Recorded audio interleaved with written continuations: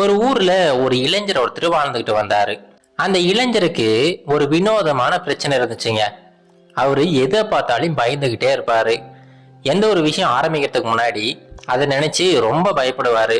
இப்போ ஒரு நெடுந்தூரம் பயணம் ஆரம்பிக்கிறோம்னு வச்சுங்களேன், அந்த பயணத்துல என்னென்ன பிரச்சனைகள்லாம் வரும், நம்ம சரியானபடி அந்த இடத்துக்கு போக முடியுமா, சரியான நேரத்துக்கு போக முடியுமா அப்படின்னு சொல்லிட்டு பலவிதமான எண்ணங்கள் அவர் மனசுக்குள்ளார வந்துகிட்டே இருக்கும். கடைசியில என்ன பண்ணுவாருன்னா அந்த பயணத்தையே ரத்து செஞ்சிருவாரு. இப்படியே அவருடைய வாழ்க்கையில எந்த ஒரு விஷயத்தை எடுத்துக்கிட்டாலும் சரி, அந்த விஷயத்தை நினைச்சு அதிகப்படியான பயம் இருந்துகிட்டே இருந்துச்சு. அதுவும் பயம்னா தோல்வி பயம் தான் அதிகமா இருந்துகிட்டே இருந்துச்சு. என்ன பண்றதுனே தெரியல. இதனால அவருடைய வாழ்க்கை ஒரே இடத்துல ரொம்ப முடங்கி போயிடுச்சு.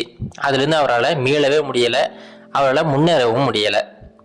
அந்த சமயம் அவருடைய ஊருக்கு ஒரு சென் குரு ஒருத்தர் வராரு. எல்லா மக்களுமே அந்த சென் குருவை மீட் பண்றதுக்காக போறாங்க. இந்த மனிதருமே அந்த சென் குருவை மீட் பண்றதுக்காக போறாரு. அவர் சந்திக்கிறாரு. சந்திச்சு 2 பேரும் உரையாடுறாங்க. அப்படி பேசிக்கிட்டு இருக்கும்போது இந்த இளைஞர் சொல்றாரு, ஐயா, எனக்கு ஒரு வினோதமான பழக்கம் ஒன்று இருக்கு. என்னன்னா, எனக்கு எதை நினைச்சாலும் ரொம்ப பயமாவே இருக்குது. அதாவது நான் ஏதாவது ஒரு புதுசா ஒரு விஷயம் செய்யணும் அப்படின்னா அந்த பயம் அப்படிங்கிறது ரொம்ப அதிகப்படியா வந்துடுது. அது கொஞ்சம் கொஞ்சமா அந்த விஷயத்தை செய்யவே முடியாத மாதிரி பண்ணிடுது. இதனாலேயே நான் எந்த ஒரு விஷயத்தையுமே ட்ரை பண்ணாம நான் இருக்கிறத வச்சுக்கிட்டு அப்படியே ரொம்ப அமைதியா வாழ்ந்துகிட்டு இருக்கேன். எனக்கும் நிறைய கனவுகள் இருக்கு, ஆனா எதையுமே என்னால செய்ய முடியல. நீங்க தான் ஐயா எனக்கு உதவி செய்யணும் அப்படின்னு சொல்லிட்டு ரொம்ப மன்றாடி அவர்கிட்ட கேட்டுக்கிட்டு இருக்கிறாரு. இது எல்லாத்தையும் கேட்டு முடிச்சுட்டு அந்த துறவி சொல்றாரு, சரிப்பா, உன்னுடைய கேள்விக்கான பதிலை நான் சொல்றேன், அதுக்கு முன்னாடி என் கூட கொஞ்சம் வா அப்படின்னு சொல்லிட்டு கூட்டிட்டு போறாரு. அப்படியே நடந்து போறாங்க. அவங்க ஆசிரமத்துல இருந்து கொஞ்சம் தூரம் நடந்து போறாங்க. வழியெல்லாம் அவ்வளோ பசுமையா இருக்கு. ரொம்ப அழகான அந்த பாதையில நடந்து போயிட்டு இருக்காங்க. அப்படியே கொஞ்சம் தூரம் போனதுக்கு அப்புறம் ஒரு மலையோட அடிவாரத்துக்கு வந்துட்டாங்க. அந்த மலை பார்க்கறதுக்கு அவ்வளோ அழகா இருக்கு. ஆனா என்ன, அந்த மலையில ஏறத்துக்கு சரியான ஒரு வழி கிடையாது. ரொம்ப உயரமான ஒரு மலை. இப்போ இந்த துறவி அந்த இளைஞர்கிட்ட சொல்றாரு, சரிப்பா, நாம ஒன்று பண்ணுவோம், நம்ம 2 பேரும் சேர்ந்து இந்த மலையில ஏறுவோம். இந்த மலையோட உச்சியில ஒரு இடம் இருக்கு. அந்த இடத்துல இருந்து இந்த ஊரை பார்த்தோம்னா அவ்வளோ அழகா இருக்கும். நீ வா, நான் உன்னை கூட்டிட்டு போறேன் அப்படின்னு சொல்லிட்டு அந்த இளைஞரை கூட்டிட்டு போறாரு. இப்போ இந்த இளைஞருக்கு ஒன்றும் புரியல. ஐயா, நான் ஏதோ ஒரு கேள்வி கேட்கறதுக்காக உங்ககிட்ட வந்தேன், ஆனா நீங்க எதனால இவ்வளோ பெரிய மலையில என்னை ஏற சொல்றீங்க? இந்த மலையை பார்க்கவே எனக்கு பயமா இருக்கு. அதுவும் இதுல எந்த ஒரு வழியுமே இல்லாத மாதிரி இருக்கு. வழியே இல்லாத இந்த இடத்துக்கு எப்படி நம்ம போக முடியும் அப்படின்னு சொல்லிட்டு அந்த இளைஞர் ரொம்ப பயப்படுறாரு. அட, ஒன்றும் பயப்படாதப்பா, நீ வா அப்படின்னு சொல்லிட்டு அவருடைய கையை பிடிச்சி கூட்டுக்கிட்டே போறாரு. இப்போ அந்த மலையோட அடிவாரத்துல இருந்து அவங்களோட பயணத்தை தொடர்றாங்க. அவங்க பயணம் நல்லபடியா தான் ஆரம்பிக்குது. ஸ்டார்ட் பண்ணும்போது கொஞ்சம் கொஞ்சமா படிக்கட்டுகள்லாம் வச்சிருக்காங்க. அங்க நடக்கிறதுக்கு ரொம்ப சுலபமா இருக்கு. போக போக என்ன ஆகுதுன்னா அந்த படிக்கட்டுகள் கொஞ்சம் கொஞ்சமா மண் தரையா மாறுது. அதுக்கப்புறம் போக போக கொஞ்சம் கொஞ்சமா கரடு முரடான கல்லு முள்ளும் இருக்கிற மாதிரியான பாதையா மாறுது. அப்படி இன்னும் கொஞ்சம் தூரம் போறாங்க. அதுக்கப்புறம் அந்த பாதை கொஞ்சம் கொஞ்சமா சுருங்கி ஒரு ஆள் நடக்கிற அளவுக்கு, அந்த அளவுக்கு மட்டும்தான் அந்த பாதையே இருக்குது. அதுலயே இவங்க 2 பேரும் ரொம்ப பொறுமையா நடந்து போயிட்டு இருக்காங்க. இப்போ என்னன்னா, அந்த நடந்து போற அந்த பாதைக்கு பக்கத்துல பெரிய பெரிய பள்ளத்தாக்குகள்லாம் இருக்கு. கொஞ்சம் தவறுனா கூட கீழே விழுந்துருவாங்க. ஆனாலுமே அந்த சென் துறவி ரொம்ப பொறுமையா நடந்து போய்கிட்டே இருக்கிறாரு. ஆனா அந்த இளைஞரால் நடக்கவே முடியல. அவருடைய கால்கள் நடுக்க ஆரம்பிச்சிருச்சு. அவர் மனசுக்குள்ளார பலவிதமான எண்ணங்கள் தோண ஆரம்பிச்சிருச்சு. சரி, நம்ம ஒருவேளை கால் தவறி கீழே விழுந்தோம்னா என்ன ஆகிறது? இன்னைக்குதான் நம்மளுடைய கடைசி நாள் போல, நம்ம தேவையில்லாம இந்த மனிதர்கிட்ட வந்து நம்ம கேள்வி கிட்ட மாட்டிக்கிட்டோம் அப்படின்னு சொல்லிட்டு பலவிதமான எண்ணங்கள் அந்த இளைஞரோட மனசுல வந்து போய்கிட்டு இருக்கு. இப்படியே நடந்து போய்கிட்டு இருக்காங்க. கொஞ்சம் தூரம் போனதுக்கு அப்புறம் கிட்டத்தட்ட அந்த மலையோட உச்சிக்கு வந்துட்டாங்க. இன்னொரு கொஞ்சம் தூரம் தான் இருக்கு. ஆனா அந்த கடைசி இருக்கிற அந்த கொஞ்ச தூரம் ரொம்ப கடினமா இருக்கு. சுத்தமா வழியே அங்க இல்ல. அந்த வழி பாத்தீங்கன்னா ரொம்ப வழுக்கிற மாதிரி இருக்கு. காலை வச்ச வலிக்கி விட்டுரும் போல. அங்கங்க ஒரு ஒரு கல்லு மட்டும் தான் வச்சிருக்காங்க. அந்த கல்லு மேல ஒவ்வொரு காலை வச்சுதான் அந்த மலையோட உச்சியை போய் சேரணும். இப்ப அந்த இளைஞர் சொல்றாரு, ஐயா, இதுக்கு மேல என்னால நடக்க முடியாது. இப்பவே என்னால ஒண்ணும் முடியல. என்னுடைய கைகள் கால்கள் நடுங்க ஆரம்பிச்சிருச்சு. தயவு செஞ்சு என்னை விட்டுடுங்க, நான் இப்படியே இறங்கி போயிடுறேன். கீழே கீழே விழுந்துடணும் அப்படிங்கிற பயம் எனக்கு அதிகமாயிடுச்சுங்க ஐயா அப்படின்னு சொல்லிட்டு அந்த சென் துறவி கிட்ட இந்த இளைஞர் சொல்றாரு. ஆனா அந்த துறவி விடுறதா இல்லை. அட, நீ வாப்பா, தைரியமா வா, நான் சொல்ற மாதிரி பண்ணு.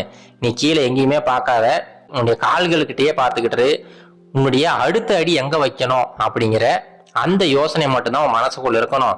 அதே யோசனையோட ஒவ்வொரு அடியா எடுத்து வை, அப்படியே ஒவ்வொரு அடியா எடுத்து வச்சுக்கிட்டே வா, நம்ம மலையோட உச்சிக்கு வந்துடலாம் அப்படின்னு சொல்லிட்டு ஒரு அறிவுரைய இந்த செந்துறவி அந்த இளைஞர்கிட்ட சொல்றாரு. சரிங்கய்யா, நீங்க ஏதோ சொல்றீங்க அப்படின்னு சொல்லிட்டு இந்த இளைஞருமே எந்த பக்கமும் பார்க்காம அவருடைய கால்களை மட்டும் பார்த்துக்கிட்டு ஒவ்வொரு அடியா எடுத்து வைக்கிறாரு. இப்போ அவருடைய கவனம் ஃபுல்லாவே அந்த கல்லெல்லாம் இருக்கு பாத்தீங்கன்னா, அந்த கல்லு மேலதான் இருக்கு. ஒவ்வொரு கல்லு மேலையும் அவருடைய கால்களை வச்சு வச்சு ஒவ்வொரு அடியா எடுத்து வச்சு நடந்துகிட்டே இருக்கிறாரு. அடுத்த ஒரு சில நிமிடங்கள்ல அவங்க அந்த மலையோட உச்சியை அடைஞ்சிட்டாங்க. அந்த மலையோட உச்சியில இருந்து பாக்குறாங்க, அந்த ஊரே ரொம்ப அழகா தெரியுது.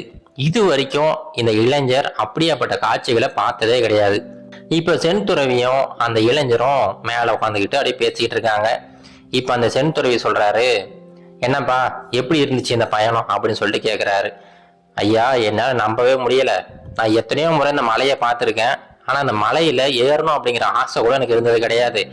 ஏன்னா எனக்கு தெரியும் இந்த மலையில ஏறதுக்கான வழி சரியா இல்லை அப்படின்னு சொல்லிட்டு, அதனாலே நான் இது வரைக்கும் முயற்சி பண்ணதே கிடையாது.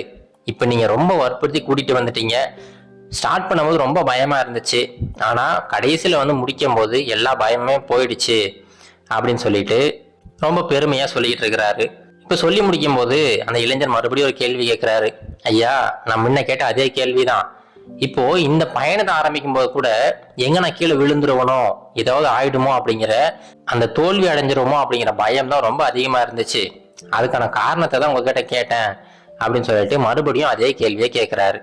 இப்ப அந்த துறவி சொல்றாரு, இங்க பாருப்பா, உன்னுடைய அந்த தோல்வி பயத்துக்கு முக்கியமான காரணம் என்ன தெரியுமா? நீ எல்லாத்தையுமே ஒரு திட்டமிடல் இல்லாம ரொம்ப தொலைவில் இருக்கிற மாதிரி அந்த தூரத்துல இருக்கிற அந்த கடைசி அந்த டெஸ்டினேஷன் மட்டும் தான் உன் கண்ணுக்கு தெரிஞ்சுக்கிட்டு இருக்கு. நீ ஏதாவது ஒரு விஷயம் செய்யணும் அப்படின்னா அந்த விஷயத்தோட கடைசியில என்ன நடக்கும் அப்படிங்கிற அந்த எண்ணம் மட்டும்தான் உனக்குள்ள இருக்கு. ஆனா அதுக்கு மத்தியில போகக்கூடிய அந்த தூரம் இருக்கு பாத்தியா, அதுக்கு எப்படி போகணும், எப்படி திட்டமிடணும் அப்படிங்கிற அந்த எந்த யோசனையுமே உங்ககிட்ட இல்லாம போயிடுது. அது இல்லாத காரணத்தினாலதான் உனக்கு இந்த தோல்வி பயம் கொஞ்சம் கொஞ்சமா அதிகரிச்சுக்கிட்டே போயிட்டு இருக்கு. இப்போ நீ இந்த பயணத்துல கூட பாத்தீங்கன்னா கடைசி அந்த கொஞ்சம் தூரத்தை உன்னால கடக்கவே முடியல.